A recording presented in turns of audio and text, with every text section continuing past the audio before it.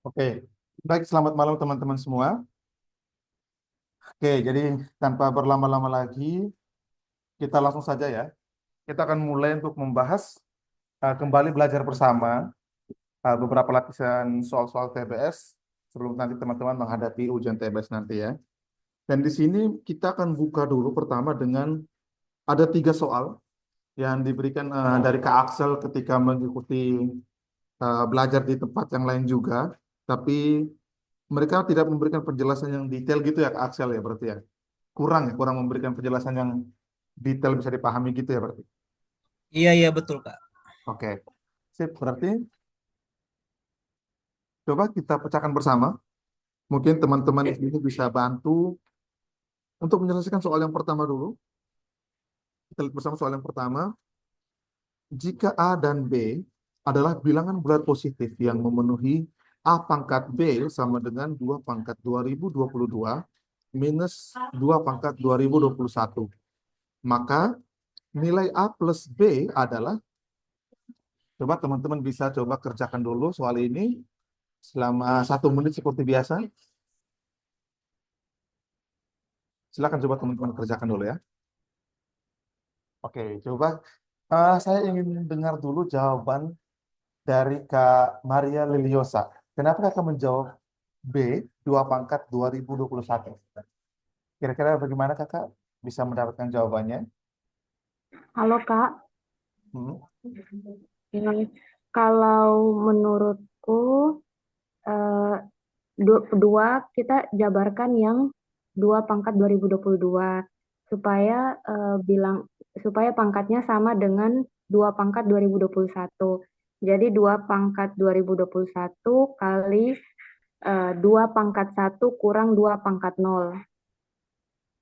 Jadi Oke, nanti 2 pangkat 1 2 kurang 2 pangkat 0 1, 2 kurang 1 1, 2 pangkat 2021 hasilnya. Menurutku seperti itu. oke, baik. Terima kasih Kak Liliosa ya. Selanjutnya dari Kak Halawa. Kak Halawa kenapa jawabannya C? Oke, mungkin Kak Halawanya lagi tidak sedang on mic. Baik. Jadi yang dijawab oleh Kak Liliosa itu sudah tepat pengerjaannya, akan tetapi belum lengkap untuk menjawab soalnya. Ya, kita lihat ya. A pangkat B itu sama dengan 2 pangkat 2022 dikurangi 2 pangkat 2021. Seperti yang sudah dijelaskan oleh Kak Leliosa, pertama kita harus menjabarkan terlebih dahulu persamaan yang di sisi kanan ini agar pangkatnya mengikuti pangkat paling kecilnya. Ya, mengikuti pangkat paling kecilnya itu 2 pangkat 2021. Jadi kita dapat tuliskan A pangkat B itu sama dengan 2 pangkat 2021 dikalikan dengan 2 pangkat 1 dikurang 2 pangkat 0. Ya. Ingat seperti sifat perpangkatan kemarin, kalau 2 pangkat misalnya bilangan A pangkat X dikalikan dengan A pangkat Y, base numbernya sama, maka ini menjadi A pangkat X tambah Y kan. Ingat sifat perpangkatan kemarin? Maka kita dapat tuliskan ini menjadi A pangkat B sama dengan 2 pangkat 2021 dikali 2 pangkat 1 ini hasilnya 2 dan 2 pangkat 0 itu hasilnya 1, maka kali 2 kurang 1. Maka A pangkat B sama dengan 2 pangkat 2021 dikalikan 1. Jadi A pangkat B sama dengan 2 pangkat 2021. Artinya A itu sama dengan 2 dan B sama dengan 2021. Yang ditanyakan adalah A plus B. Artinya 2 tambah 2021 hasilnya adalah 2023. Maka jawabannya adalah E, 2023. Ya, yang kali Liosa kerjakan sudah tepat, cuma Ya, kali dulu saya mungkin tidak sadar pertanyaan nilai A plus B-nya ya. Tapi penjabarannya sudah tepat bahwa A pangkat B sama dengan 2 pangkat 2021. Kurang lebih seperti ini untuk soal nomor 1 yang diminta oleh Kak Axel untuk dikerjakan dan dibahas bersama. Ada yang ingin ditanyakan atau masih kurang jelas untuk teman-teman lainnya? Oke, semua kayaknya cukup jelas ya. Oke, kalau begitu kita lanjut ke soal berikutnya. Ini ada 2 soal deret ya. Ada 2 soal deret nomor 4 dan juga nomor 6. Diberikan sebuah deret 5, 7, 45, 77, 125, 177, 245. Maka deret selanjutnya di sini berapa? Oke, untuk soal deret silakan teman-teman kerjakan 1 menit seperti biasa. Jika sudah dapat jawabannya bisa langsung di kolom chat saja. Oke, 1 orang sudah mendapatkan jawabannya. Bagaimana dengan teman-teman lain? Oh, sama dapat 307 juga. Oke, 2 orang. Hmm, oke, boleh saya minta Kakak Susanti untuk menerangkan kira-kira bagaimana Kakak bisa mendapatkan hasilnya 307. Pola angka ini seperti apa, Kakak? Boleh dibantu Kakak jelaskan? 5, 7, 45, 77, 125, 177, 245. Maka selanjutnya, oke, kalau Terus nanti berkeberatan, berarti boleh saya minta Kakak Alia Hanifah? Bisa Kak. Mohon Oke. izin Kak. Oh, Oh, Kak Susanti boleh, silakan Kakak. minta maaf Kak, soalnya tadi jaringan jadi suara Kakak putus-putus. Oh, oke. Boleh Kakak Ya, bantu menjelaskan kira-kira bagaimana Kakak mendapatkan hasil 307? iya. Baik. Eh, kalau hasil kerja saya berdasarkan angka yang ada, saya melihat bahwa angka-angka tersebut dari kiri ke kanan semakin meningkat. Jadi ada kemungkinan eh, modelnya kalau bukan perkalian berarti penjumlahan.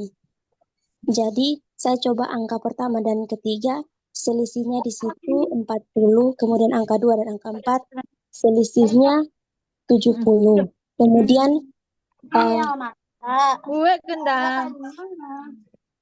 untuk langkah selanjutnya, saya ulangi seperti hal yang pertama. Ya, dari 45 ke 125 itu selisihnya 80. Kemudian ya, kemudian 77 ke 177 itu selisihnya 100 atau tambah 100. Setelah itu dari 125 ke 245 itu tambah 120. Kemudian dari 177 untuk angka yang kita cari atau titik-titik tersebut kita tambahkan dengan 130. Artinya untuk bagian atas itu yang selisihnya 70, 100, dan 130 itu harus tambah 30. Dari 70 ke 100 tambah 30, 100 ke 30 itu tambah 30. Jadi 177 tambah 130 hasilnya 307. Begitu, Kak. Sip. Terima kasih Kak Susanti ya. Oke, Terima kasih, Kak. ya, penjelasannya sangat detail. Jadi beginilah untuk soal nomor 4, hasilnya 307 ya, dengan pola larik 2. Ya, dengan pola larik 2 dari 5 ke 45, ke 125 dan ke 245. Kemudian dari 7 ke 77 dan ke 177 dan ke 307. Kurang lebih seperti ini. Ada yang masih kurang jelas untuk soal nomor 4? Atau ada yang mendapatkan jawaban yang berbeda selain 307? Oke, sepertinya tidak ada, maka kita akan lanjut ke soal nomor 6 lagi. Diberikan sebuah pola deret lagi. Ada 4, 8, 12, 5, 10, 5, 6, dan 12. Maka angka selanjutnya adalah Sama seperti sebelumnya, silakan coba teman-teman kerjakan selama kurang lebih 1 menit ya. Oh, oke. Sekarang saya coba minta Kakak Alifa. Kakak Alifa boleh bantu menjelaskan kenapa bisa dapat jawabannya E? Baik, Kak.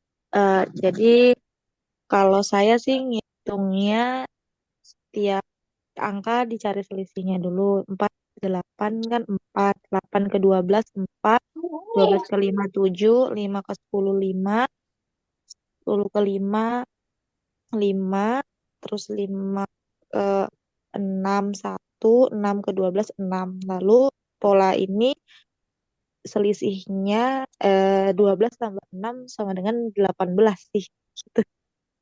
Oke. Dari Kak Alifa ke sini tambah 6 ya. 18. Ya. Oke, sip. Boleh saya lihat perspektif lain dari kasus Santi lagi? Iya, Kak. Kalau dari kasus Santi bagaimana bisa mendapatkan 18? Iya. Iya, Kak. Kalau dari saya, polanya saya sedikit berbeda dengan jawabannya Kak siapa? Alifa. Kalau polanya saya gunakan angka pertama dan juga angka keempat. 4 dan juga 5. Angka pertama dan angka keempat. Itu selisihnya 1 Mhm, tambah 1. mhm. Iya. Kemudian dari 5 ke 6 tambah 1. Ya, kemudian sisanya yang 8 dengan 12 itu angkanya akan bertingkat. 8 dengan 12 itu 8 tambah 4. Kemudian 10 dengan 5 itu kurang 5. Ya, kemudian dari 12 dengan angka yang kita cari itu plus 6. Yes. Seperti itu, Kak. Jadi jawabannya 18. Ya. Jawabannya 18. Iya. Dan inilah pola yang lebih make sense untuk diterapkan ya. Yaitu pola dari Kakak Susanti ya. Jawaban dari Kak Iya. Alif memang betul dan pasti akan dapat nilai yang benar. Cuma uh, polanya akan lebih make sense jika kita menggunakan pola dari Kak Susanti seperti ini ya. Tapi lucky for Kak Alifa jawabannya benar. Oke, kurang lebih seperti ini untuk beberapa 3 soal dari Kak Axel untuk diminta kita bahas bersama. Adakah dari teman-teman yang ingin ditanyakan atau khusus untuk Kakak Axel, apakah sudah menjawab 3 soal ini, sudah dipahami atau bagaimana? Puji Tuhan Kak, sudah sangat dipahami. Makasih banyak. Terima kasih ke Kak Susanti dan Kak Alifa serta teman-teman lain yang bantu mengerjakan ya. Makasih untuk Kak Alifa dan Kak Susanti. Oke, sip. Kalau begitu maka kita akan lanjutkan ke pembahasan soal latihan kita. Kita lanjutkan dari nomor 20 ya. Hari ini kita sudah masuk pada soal cerita kembali nih. Kembali saya ingatkan kepada teman-teman untuk mengerjakan soal-soal cerita. Kalian dituntut untuk bisa memformulasikan soal-soal cerita ini menjadi sebuah bentuk persamaan matematis sehingga bisa disekerjakan ya, sehingga bisa diselesaikan. Kita mulai dengan soal nomor 20, sorry, soal nomor 20. Lara mempunyai jumlah apel sebanyak 6 lebih banyak dari 2 kalinya apel yang dipunyai Rico, atau setengah dari total apelnya Sean. Jika Rico mempunyai X apel, maka berapa banyak total apel Lara, Rico, dan Sean jika digabungkan? Oke, silakan coba teman-teman kerjakan soal nomor 20, soal cerita ini. Seperti biasa, kalau bisa dalam waktu 1 menit ya. Oke, sip. Karena dua jawaban yang berbeda, maka Apakah saya perlu menggunakan nama? Oke, langsung saja deh akan saya terangkan ya. Kita lihat yang pertama, Lara mempunyai jumlah apel sebanyak 6 lebih banyak dari 2 kalinya apel yang dipunyai Rico. Kita sampai di kalimat ini dulu ya. Berarti kita misalkan Lara itu sama dengan L, maka L ini sama dengan 6 ditambah 2 kali jumlah apelnya Rico, yang mana apelnya Rico sini adalah X ya. X apel, maka L itu sama dengan 2X. Ini persamaan yang pertama. Kemudian dikatakan atau jumlah apelnya Lara ini itu sama dengan setengahnya dari si Sean atau S. Oke. Jadi ada 2 model nih. L sama dengan 6 plus 2X dan juga L sama dengan setengah S. Nah, oke. Karena sama-sama L, maka bisa kita substitusi masukkan 6 plus 2X ini ke persamaan si S. Ya. Ke persamaan si L. Maka ini menjadi 6 plus 2X itu sama dengan setengah S. Artinya S itu sama dengan 2 dikali 6 plus 2X. Atau sama dengan 12 plus 2X. 12 plus 4X, maaf. 12 plus 4X. Ini adalah total apel yang dimiliki oleh si Sean. Si S ini, si Sean. Maka kita akan jumlahkan ketiganya, karena ditanyakan untuk banyaknya apel yang dimiliki oleh mereka bertiga, oleh si Lara, Rico, dan juga Sean, kalau digabungkan. Maka kita akan menjumlahkan semua ini menjadi apel yang dimiliki oleh Lara, si L itu adalah 6 plus 2X, ya, 6 plus 2X, ditambahkan apel yang dimiliki oleh si Rico itu adalah X, ditambah apel yang dimiliki oleh si Sean itu adalah 12 plus 4X. Nah, ini tinggal kita selesaikan saja. 6 ditambah dengan 12, dapatnya 18. 2X tambah X sama dengan 3X. 3X tambah 4X sama dengan plus 7X. Maka total gabungan apel dari mereka bertiga itu adalah 18 plus 7X. Atau kita tulis dengan urut, itu menjadi 7X tambah 18. Jawaban yang tepat adalah di option B. 7X tambah 18.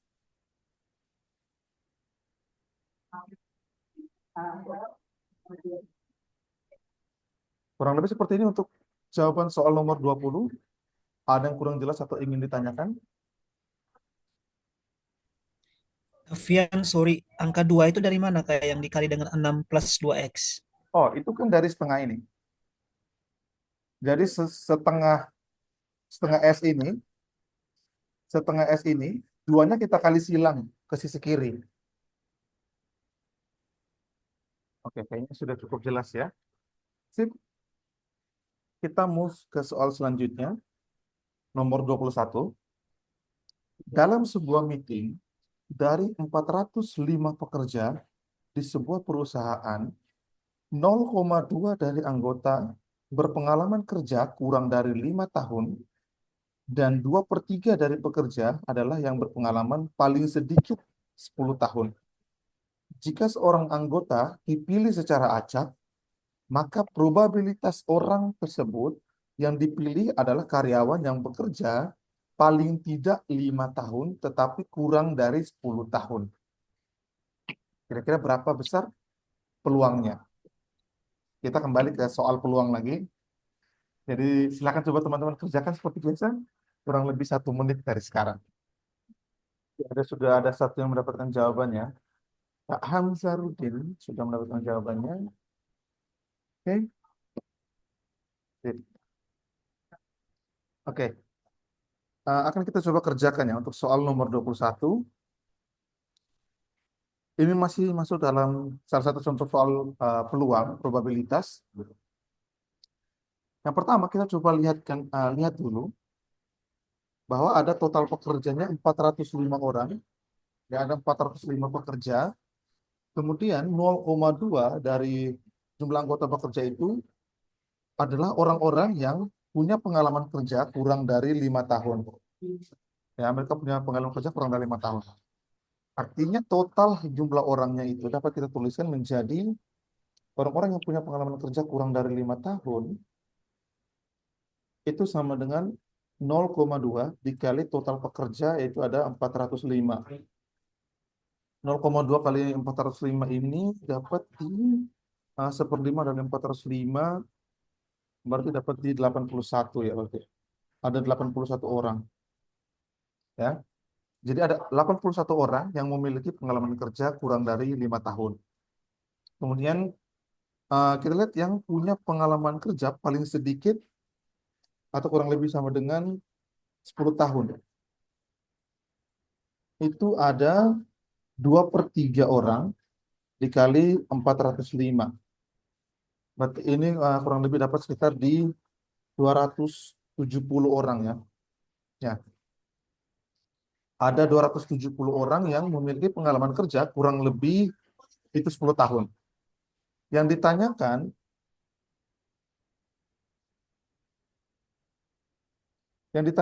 itu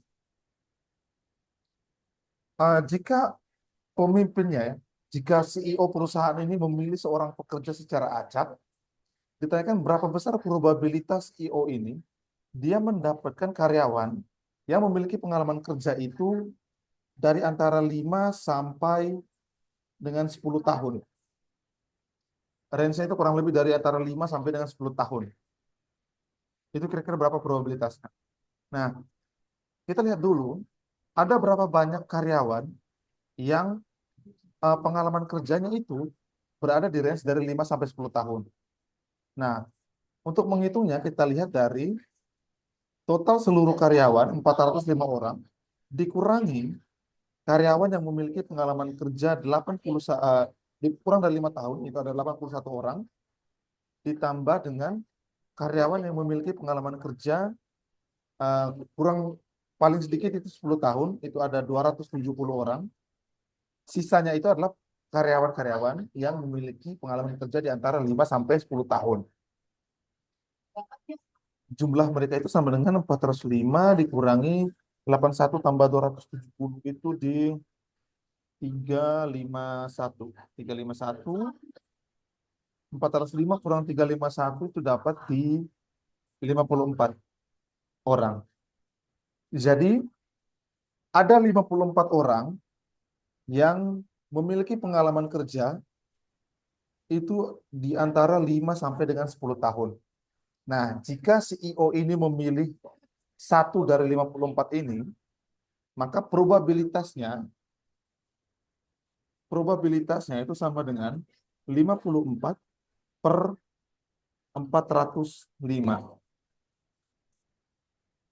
54 per 405. Nah, ini tinggal kita sederhanakan sudah. Kita tinggal sederhanakan saja ini. Kira-kira 54 per 405 ini bisa kita sederhanakan dengan berapa dan berapa. Menurut teman-teman, kita sederhanakan dengan berapa dan berapa? Coba. Pembilang bagi berapa, penyebut bagi berapa. Sampai dapat bentuk paling sederhananya. Bagaimana kalau kita bagi dengan, kita coba bagi yang kecil-kecil dulu ya. Dibagi 9, Kak Fian. Bagi 9 dulu, boleh.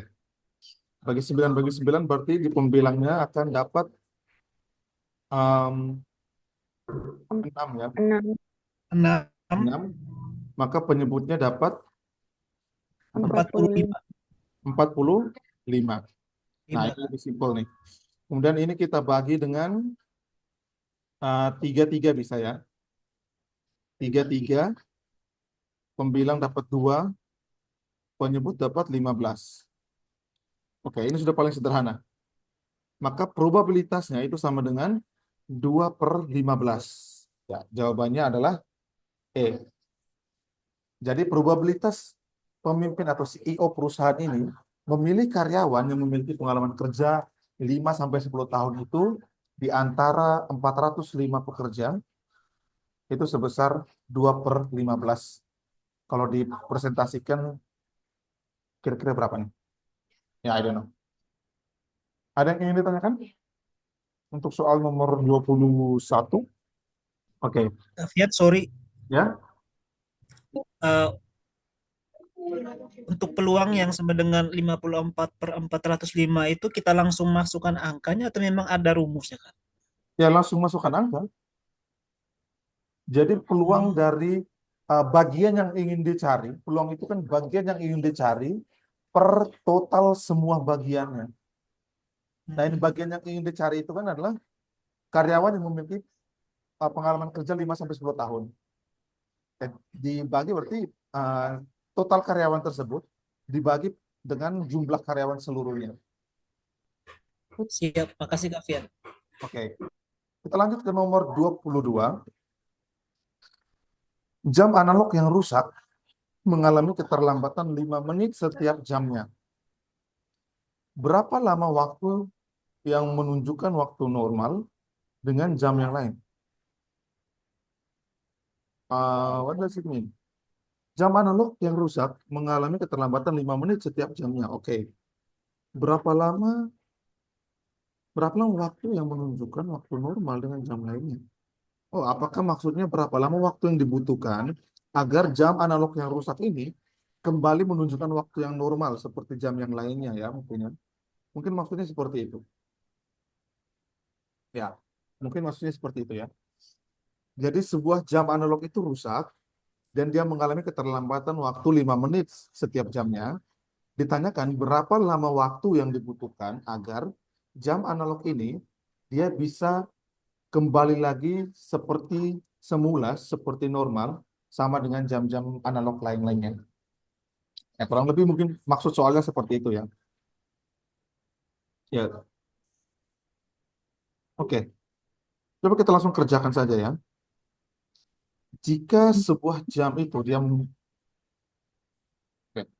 Jika sebuah jam dia memiliki keterlambatan 5 menit setiap jamnya, ngapain? Oh ya. Eh,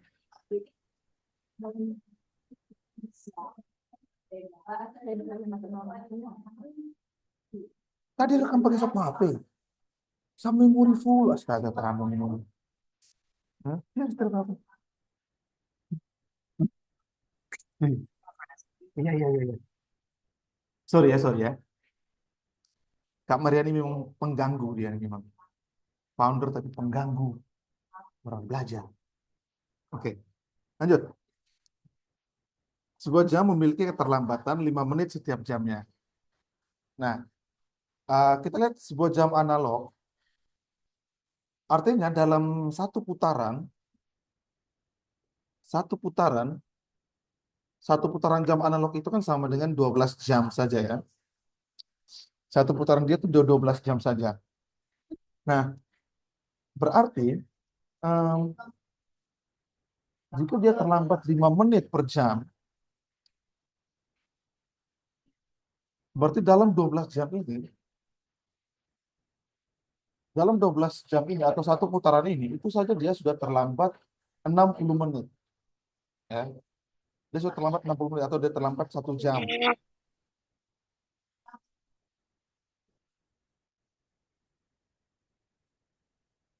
Oke. Satu putaran ini kan 12 jam. Artinya ini dia sudah terlambat dalam satu putaran ini, dia terlambat selama 60 menit atau sama dengan 1 jam. Nah, berarti dalam satu hari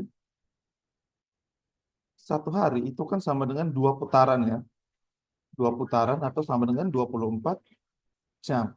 Ini 2 putaran jam analog ya. Atau sama dengan 24 jam. Berarti dia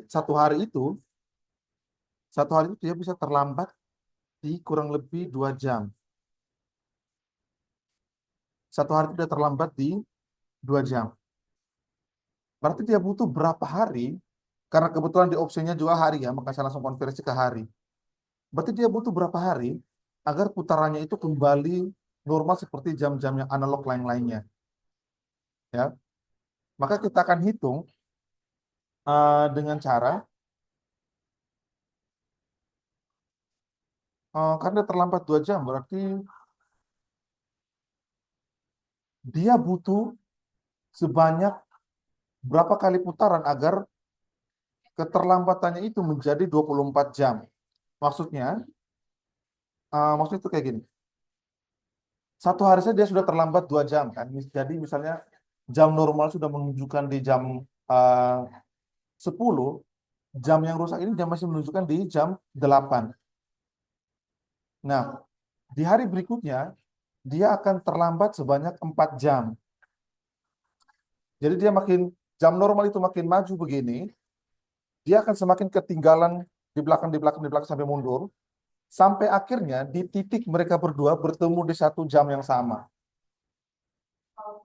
Ya, artinya si jam analog yang rusak ini, dia membutuhkan 12 kali putaran lagi. Dia membutuhkan 12 kali putaran lagi agar bisa di 24 jam keterlambatannya supaya kembali normal. Nah, 12 kali putaran ini dia membutuhkan waktu berapa hari? Kalau 1 hari itu dia terlambat 2 jam dan dia butuhkan 12 kali putaran, maka total harinya itu sama dengan 12/2. Jadi dia butuhkan kurang lebih di 6 hari. Ya, dia butuhkan kurang lebih di 6 hari untuk kembali normal, mengikuti jam-jam analog yang lain. Sampai sini ada yang Saya boleh bertanya, Kak? bingung? Vian boleh sekali lagi, Kak? Oke, baik. Nah, saya coba sederhanakan penjelasannya. Mungkin kayak gimana ya? Ini kayaknya terlalu ribet ya. Oke, sebuah jam analog itu kan dia terlambat 5 menit.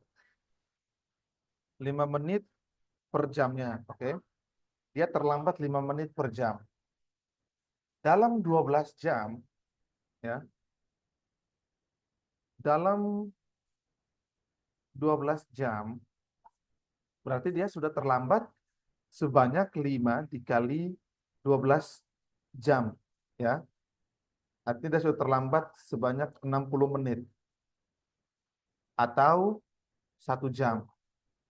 Itu dalam 12 jam saja. Nah, untuk menyamakan waktunya lagi, berarti kita harus menghitung time loss-nya ini atau waktu dia terlambatnya ini agar dia bisa catch up dengan jarum dari si jam yang normal. Kita pakai yang 12 jam ini saja ya. Kita pakai 12 jam ini saja. Berarti dia membutuhkan sebanyak kurang lebih ya, dia membutuhkan sebanyak kurang lebih di ya 6 hari berarti tetap 6 hari sama ya. Kayak tadi, dia terlambat 1 jam, kemudian dalam satu hari karena setengah harinya itu dia terlambat 1 jam, maka 1 hari itu dia terlambat di 2 jam karena 1 hari kan 24 jam, kemudian 12 jam saja dia sudah terlambat 1 jam. Nah, berarti dia membutuhkan berapa banyak hari atau dia membutuhkan berapa banyak putaran lebih tepatnya ya. Dia butuh berapa banyak putaran agar waktu keterlambatannya ini yang 2 jam ini itu menjadi 24 jam. Dia butuh berapa banyak kali putaran agar waktu keterlambatannya menjadi 24 jam sehingga jam analog yang rusak ini jarumnya itu sama dengan jarum analog yang normal. Jadi kita membutuhkan berapa banyak putarannya itu dihitung dari 24/2 jam terlambat ini sama dengan 12 putaran ya. Ya, dia membutuhkan 12 kali putaran agar bisa match jarumnya dengan yang normal. Oke. Sekarang kita mau hitung berapa hari yang dibutuhkan untuk mencapai 12 putaran ini. 12 putaran ini berapa hari? Untuk menghitungnya, kita tinggal bagi saja 12 putaran ini dibagi dengan waktu terlambatnya per hari. Waktu terlambat per harinya kan 2 jam. Maka dia membutuhkan 6 hari untuk mencapai 12 putaran dan menyamakan arah jarum jamnya agar sama-sama mulai dari, let's say asumsinya dari jam 00 di jam 24 atau jam 00. Jadi dia butuh sekitar 6 hari. Novian, Ya, eh, kenapa harus coba diulangi yang kenapa harus 24 dibagi 2 jam? oke. Karena logiknya kayak gini ya, yang saya coba visualisasi aja kali. Kan satu hari kita sudah tahu bahwa dia terlambat itu 2 jam ya dalam satu hari ya. Artinya jam normalnya, misalnya jam normalnya itu sudah menunjukkan pukul, let's say pukul 00 ya. Ini jarum pendeknya di 00, jarum panjangnya, let's say jangan 00 deh. Misalnya jam normal itu dia menunjukkan pukul 10 pas. Misalnya ini dia, ya 10 pas kayak gini, 9, jam 9 pas ya. Misalnya jam normal itu dia di jam 9 pas. Jam anomali ini itu dia berarti di jam 7. Dia di jam 7. Dia terlambat 2 jam kan. Nah, ini hari pertama. Hari keduanya pun dia sudah terlambat 4 jam.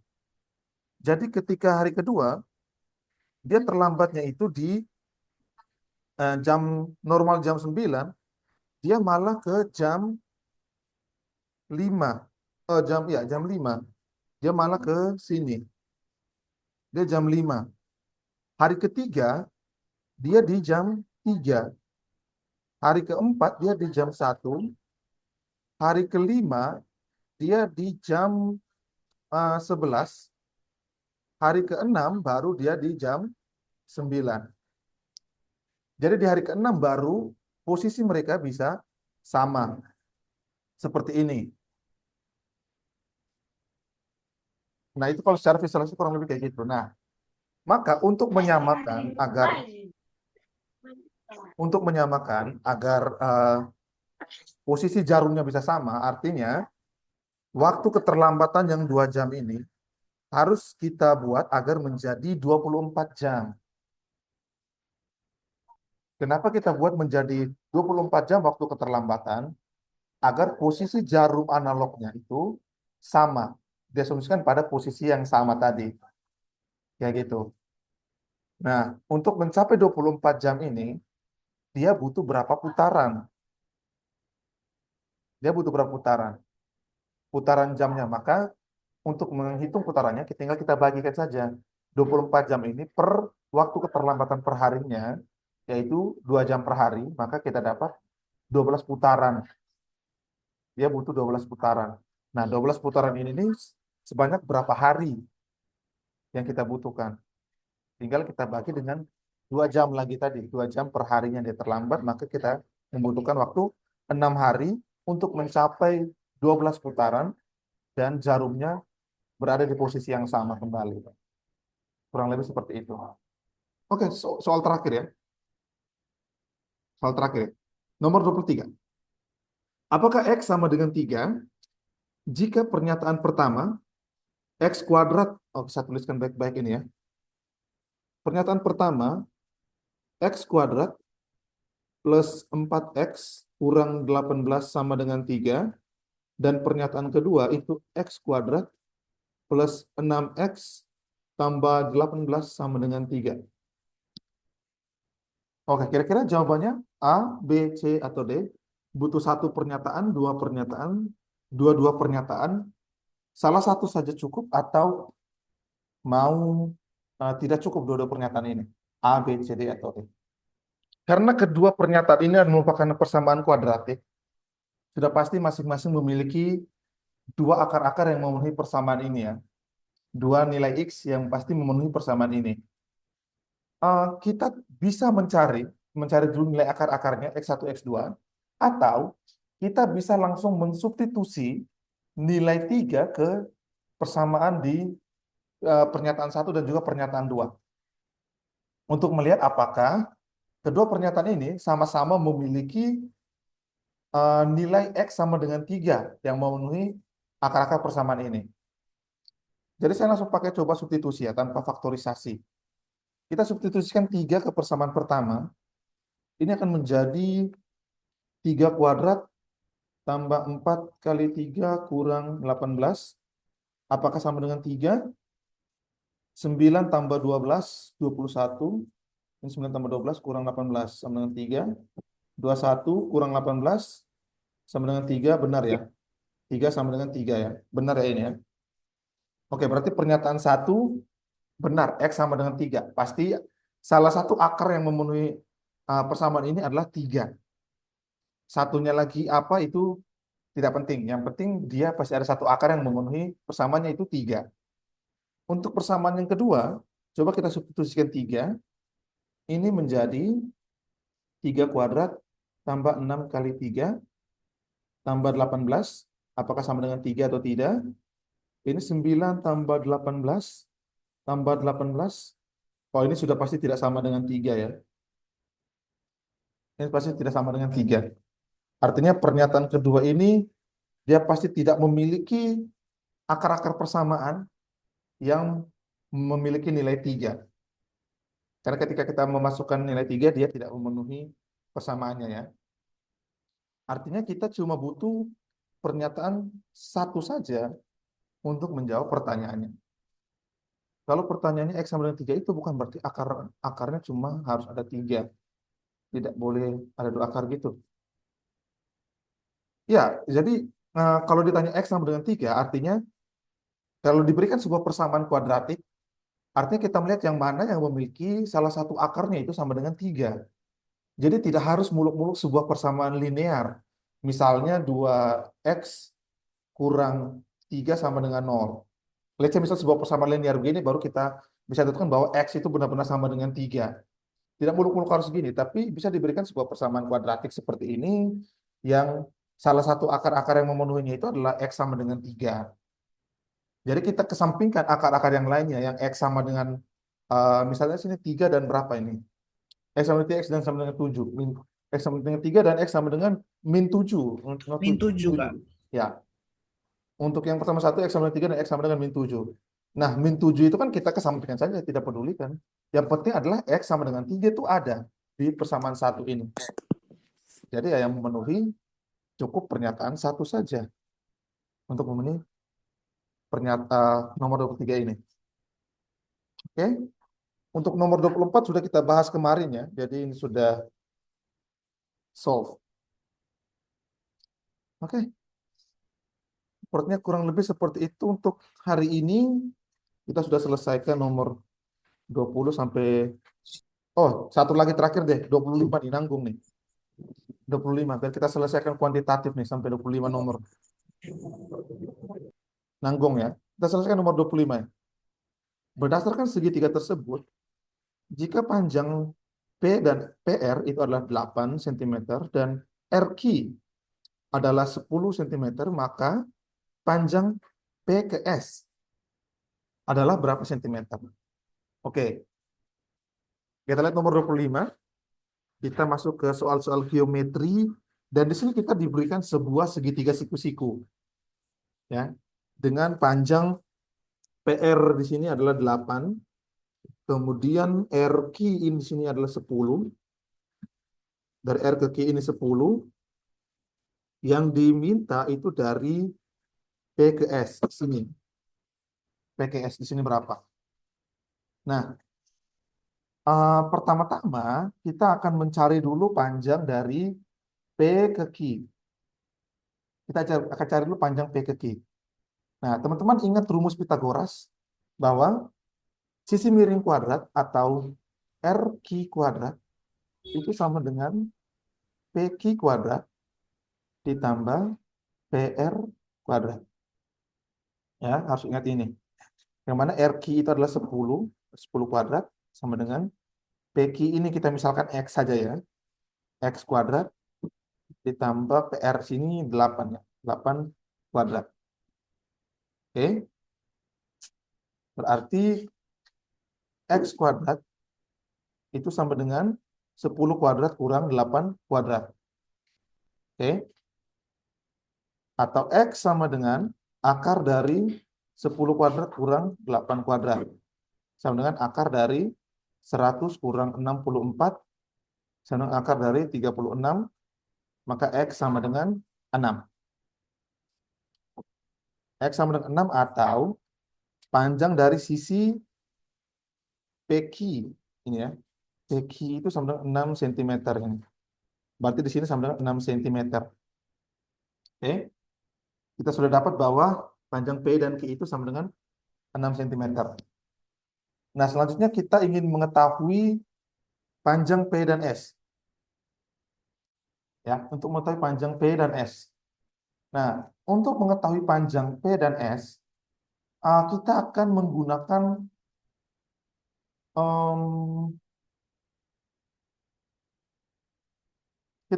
rumus luas segitiga saja kayaknya ini. Ya, kita bisa pakai rumus luas segitiga. Tetapi di sini akan saya bagi dulu ada 2 section. Ini ada section 1 di sini. Section 1 yang ini dan juga ini section 2-nya. Ya. Ada 2 section. Jadi luas section 1 ditambah luas section 2 itu sama dengan luas totalnya. Ini sama dengan luas totalnya ya. Nah, kita lihat luas section 1, yang mana section 1 ini juga dia membentuk sebuah sudut siku-siku, segitiga siku-siku dengan sudut siku-sikunya di sini ya. Dengan sudut siku-sikunya di sini. Yang mana yang menjadi alasnya itu yang bagian ini, PS.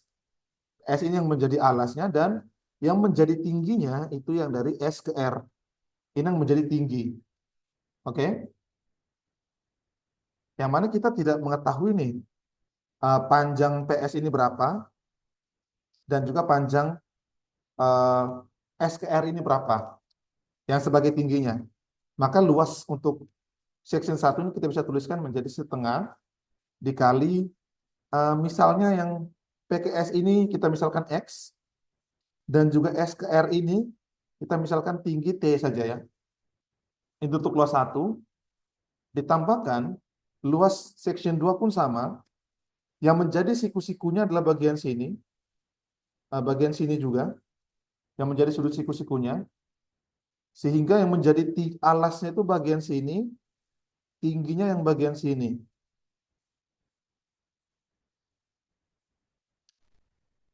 Sampai sini bisa mengerti? Bisa tangkap ya?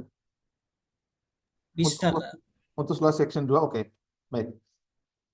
Maka luas section 2 itu kita bisa tuliskan menjadi 1/2, sama juga, dikali dengan, karena alasnya ini adalah, terlalu coret-coret. Untuk yang di section 2, karena yang menjadi alasnya adalah bagian sini ya, bagian ini bisa saya tuliskan menjadi 10 dikurangi bagian ini, X ini kan. Karena kita tidak tahu rasio perbandingan antara dari S ke R dan juga S ke P ini seperti apa. Tidak pasti harus setengah-setengah ya. Kita tidak tahu perbandingannya berapa bagi berapa. Jadi saya bisa tuliskan yang bagian ini menjadi 10 kurang X saja. Ya, saya tuliskan 10 kurang X saja. Jadi di sini 10 kurang X dikalikan dengan tinggi segitiganya. Ini luas 1 dan luas 2-nya. Dan luas totalnya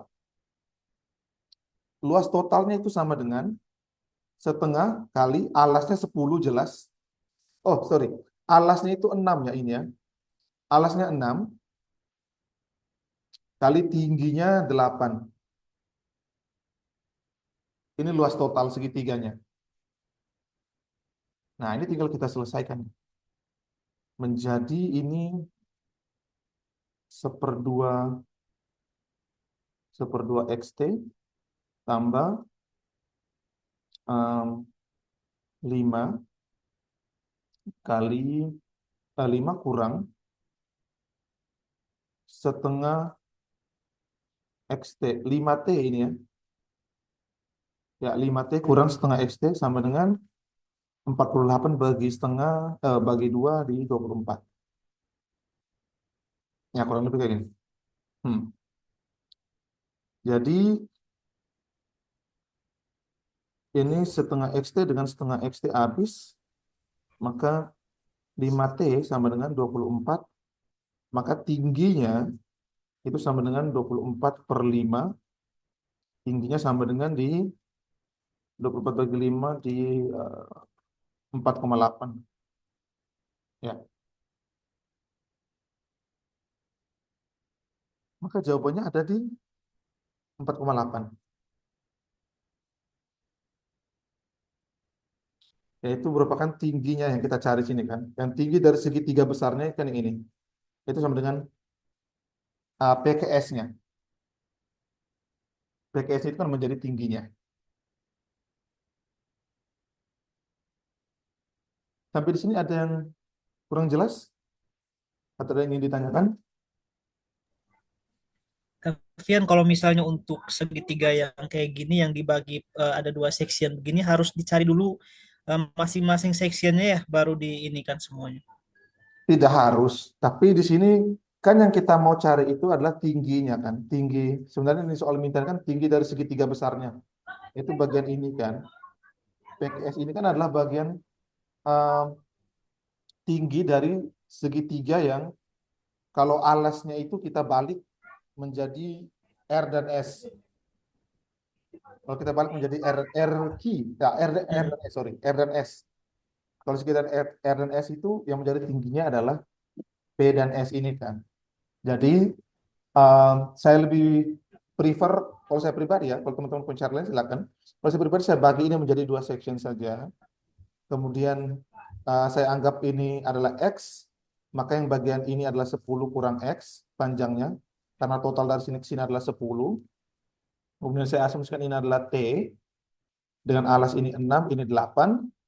Jadi saya bisa hitung tinggi ini dengan luas ini tambah luas ini, itu sama dengan total dari luas keseluruhan segitiganya. Kurang lebih kayak gitu. Ini kan tinggi, masing-masing ini kan, bagian ini kan tinggi untuk segitiga kecil yang bagian ini, untuk segitiga kecil ini, dan juga segitiga kecil ini kan. Mereka berdua sama-sama memiliki tinggi yang sama, tinggi yang tengah ini. Kurang lebih seperti itu untuk penyelesaian soal geometri nomor 25. Maka dengan ini kita sudah selesai ya untuk soal tryout TBS ini dari nomor 1 sampai 25 ya. Wow. Plus dengan soal-soal tambahan dari beberapa teman yang lain. Oke. Nextnya ini teman-teman apakah benar-benar hanya ingin belajar kuantitatif saja, tidak ingin belajar yang problem solving ini atau belajar verbal? Kita diskusi saja kalau belajar ini. Bolehkah yang lain kayak problem solving? Boleh Kak, boleh. Boleh, Gas, Kak. gas. Yang verbal kah tips dan triknya juga untuk ini. Kalau saya Boleh. verbal ya tidak tips trik apa verbal itu kata-kata saja, kita berargumen saja sih, kita berdebat saja nanti ya untuk yang verbal dan pemecahan masalah ya. Ya mungkin kita coba selesaikan ini 12 nomor kan. Ini 12 nomor gitu. 5, 6, 7, 8, 9, 10, 11, 12 ya. 12 nomor ya. Berarti nanti next meeting kita coba selesaikan ini ya. Soal pemecahan masalah 12 nomor ini ya. Biar kita jangan terlalu angka-angka guys. Pusing tuh. Oke. Oke, terima kasih untuk teman-teman yang sudah join. Meeting kita malam hari ini memang panjang ya. 2 jaman kayaknya ini. 1,5 jam ke 2 jam. Kurang lebih ya segitu ya. Nanti next meetingnya akan seperti biasa saya infokan di grup lagi ya. Oke, thank you semua.